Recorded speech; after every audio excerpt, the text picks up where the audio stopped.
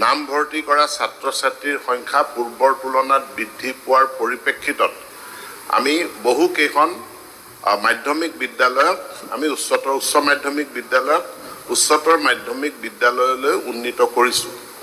এই কথাটো সঁচা যে এই উচ্চতৰ মাধ্যমিক বিদ্যালয়সমূহত পোষ্ট গ্ৰেজুৱেট টিচাৰ স্নাতকোত্তৰ শিক্ষকৰ পদ নতুনকৈ সৃষ্টি কৰা হোৱা নাই।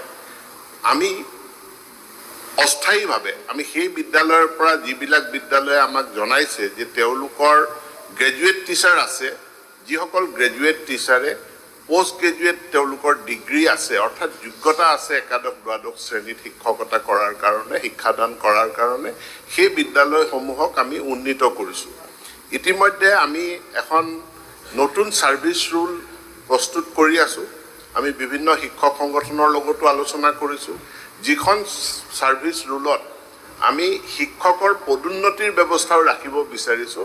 অৰ্থাৎ এজন গ্ৰেজুৱেট টিচাৰ পোষ্ট গ্ৰেজুৱেট টিচাৰলৈকে যাতে তেওঁ পদোন্নতি হ'ব পাৰে।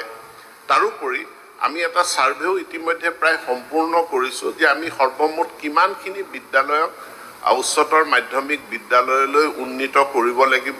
অন্ততঃ প্ৰত্যেকখন পঞ্চায়তত নহ'লেও কিছু অঞ্চলত দুখন পঞ্চায়তৰ ভিতৰত এখন উচ্চতৰ মাধ্যমিক বিদ্যালয় তিনিটা ষ্ট্ৰীমসহ আৰ্টছ ছায়েন্স কমাৰ্চ এই তিনিটা ষ্ট্ৰীমসহ থাকিব লাগে। গতিকে তাৰ ব্যৱস্থা গ্ৰহণ কৰিছোঁ।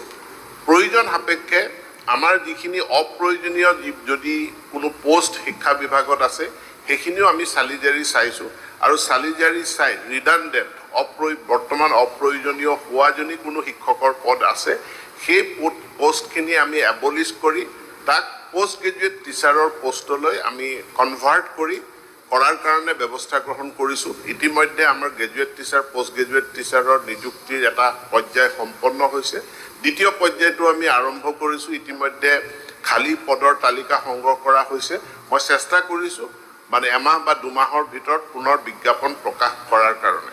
বাকী কিমানখনত বিজ্ঞান শাখা আছে, কিমানখনত কলা শাখা, কিমানখনত কমাৰ্চ শাখা, এইটো মই ব্যক্তিগতভাৱে মাননীয় সদস্যগৰাকীক যোগান দিম।